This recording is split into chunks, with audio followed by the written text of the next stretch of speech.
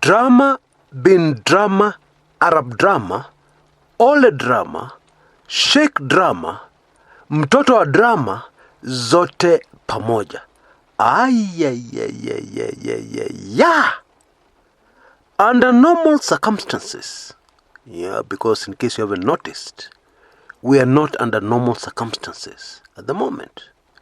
Under normal circumstances, there would have been nothing else in the news right now except something called UDA, United Democratic Alliance.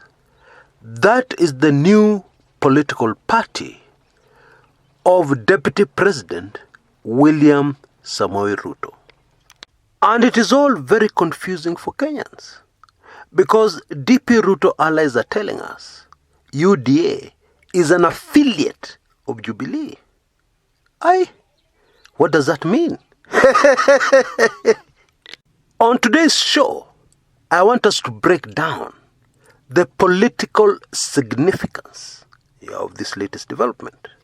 Now, I'm aware there are a lot of people here who are not DP Ruto supporters.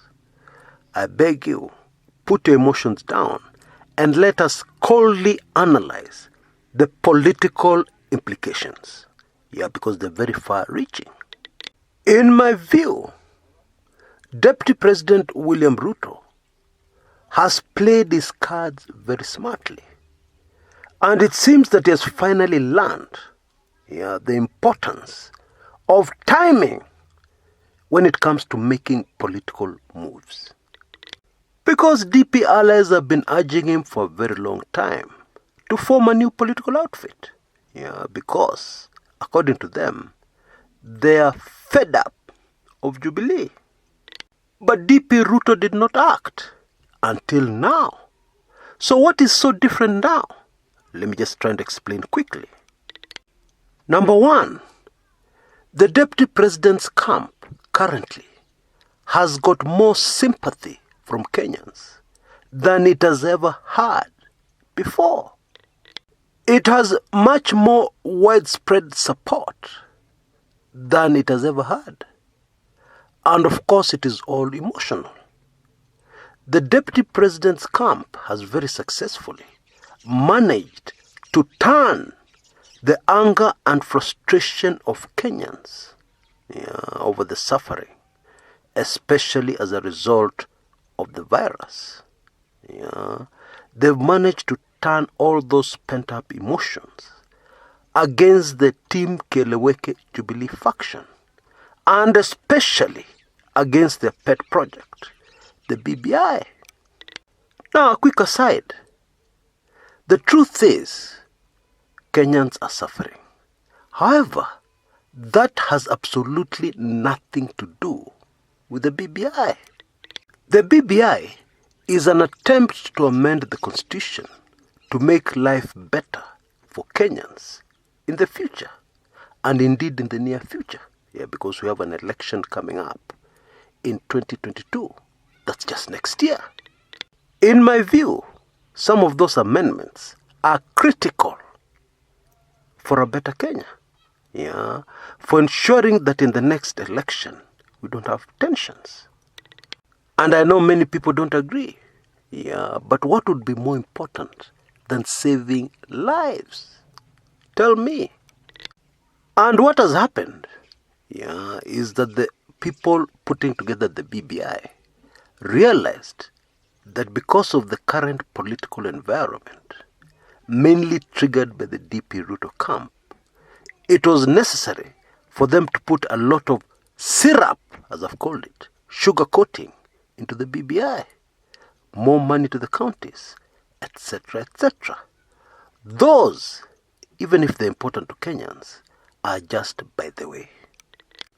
And so, if you are to look at the big picture, there should be no situation where people are frustrated by the current situation, which is very sad. I'm not downplaying it. But there should be no situation like the current one, where people are releasing all their pent-up emotions and frustrations against something that can make Kenya better.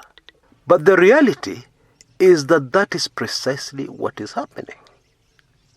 Anyway, back to what we're discussing. So, the DP Ruto camp has cleverly turned Kenyans' rage against the BBI. And in turn, that has made many Kenyans start accepting Deputy President William Samoei Ruto as a very potential presidential candidate. They have completely forgotten his past. They have forgotten his track record. They have forgotten that is part and parcel of the mess inside Jubilee. Indeed, there are those who say that since William Samoei Ruto left the main decision-making organs within Jubilee, the party has been a better party. There are those who have that view, and indeed I'm one of them. But it is all emotional. In fact, we have situations where homes, a man and his wife, a man and his family, are split right down the middle, with one faction in that family supporting Team Keleweke and another faction supporting Team Tanga, which I believe has never happened in our country before. And it is all emotional. Maybe the best example I can give is a man who wants to marry a woman, and then people try and educate him about this woman's past. This is what she has done. This is the kind of woman she has been. But they don't want to listen. Why? Because they're in love. It's all emotion. You can sit down and lecture that guy about this woman until the cows come home, but he will not change. Your points, solid points and even solid evidence, will enter one ear and leave the other one. It will not register in the brain. Emotions. And indeed, successful politicians know very well that the trick in politics is to turn the tide of emotions to your favor, and you'll win the election. Pure and simple. And by the way, this thing of families being split is serious. Recently, a fight, very violent fight, happened in an area called Likoni in Mombasa. And the reason for that fight is super fascinating. You see, in many parts of Kenya, people can't afford to buy a paper every day. So what happens is that they gather around the newspaper stand and they start discussing the day's headlines. This is exactly what was happening at Likoni. And the fight broke out between a DP Ruto supporter and a Team Keleweke supporter. A very fierce fight. Somebody ended up with a bloodied nose.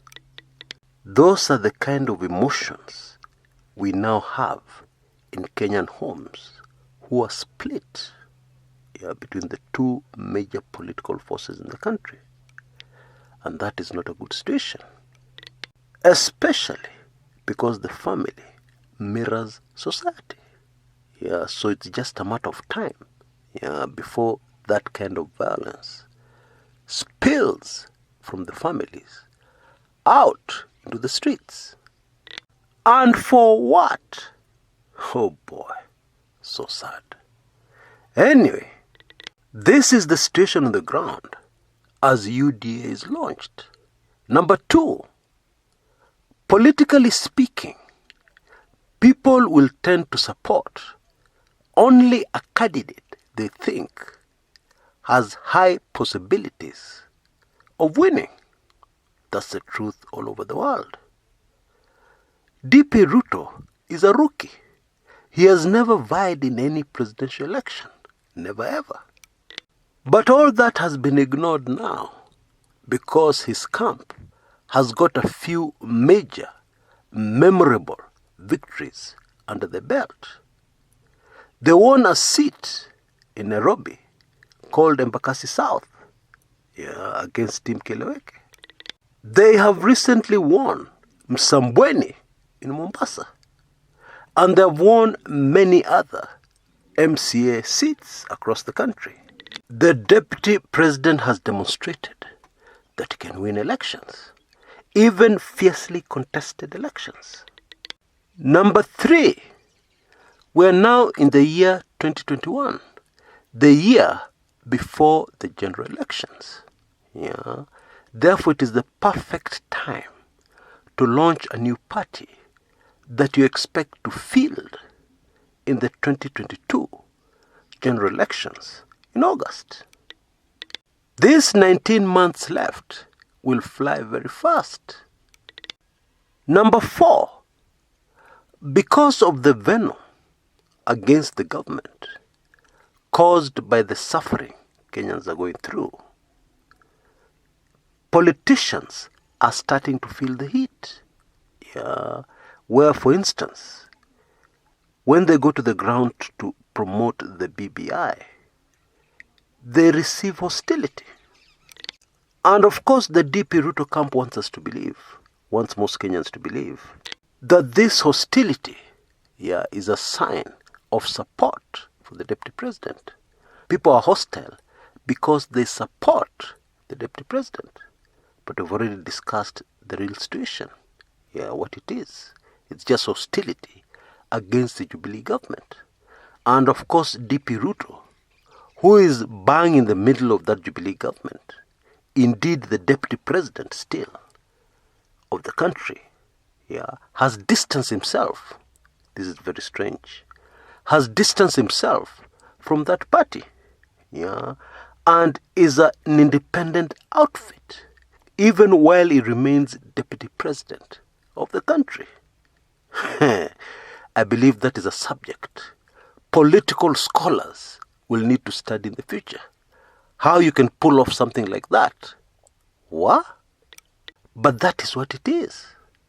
And what this kind of atmosphere normally does is that it causes politicians to want to be associated with what the people on the ground want.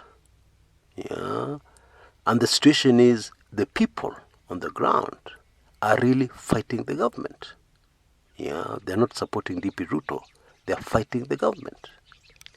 And what that means is that when Kenyans go to the polls, they will elect those who are fighting the government. And therefore, a lot of politicians, even in Team Keleweke, are tempted, and will in the next few weeks and days defect, want to be associated with UDA. Or as the UDA people are telling us, will want to be called friends of UDA, because that may mean more votes. That may mean winning in 2022. And that is the perfect kind of situation on the ground to launch a brand new political party associated with the deputy president and against the government. Kenyans are fighting with their rage. Chini ya maji. Now, it is also interesting that many Kenyans believe that DP Ruto, in terms of numbers, is ahead of Team Keleweke in both houses. There are those who believe that. Especially in the National Assembly. Because things happened in the Senate recently. The revenue sharing bill. That seems to be solid evidence that this is not true. But in the National Assembly, we know that there are many DP Ruto supporters. And some of them are silent. They're quiet. But they're with the deputy president. Now, for you to be an elected politician, it means you have influence. You can't get elected if you don't have enough influence, which translates into votes. And therefore, this brand new outfit has immediately got a lot of influence right across the country. That is the reality. Now, legally, you cannot join another political party when you're already a member of another. DP Ruto camp has smartly gone around this with the term, the phrase they're using, friends of UDA. Not members, friends. What? That's clever. Devious, wicked, but clever. But in my view, they're on very thin legal ground. Simply because all somebody has to do is to collect enough evidence to prove that they're actively promoting another political party. Yeah, and they lose their seats, which will create another mess I believe both sides of the political divide do not want. Yeah, because when 100 or so legislators suddenly lose their seats, the implications are huge. It may be necessary to have a general election. Yeah, those are too many members. And indeed, with those kind of numbers, it qualifies already to be called a little general election, yeah, which would be very disruptive, especially because 2022 is so close. And this is where politics gets interesting. Because as a result of what has happened, Team Keleweke, the handshake team, has no alternative but to respond. They must respond to UDA. And I'm not talking about public responses, issuing statements. They need to do something politically. Yeah, and they need to do it quickly. Unfortunately, government machinery has many options.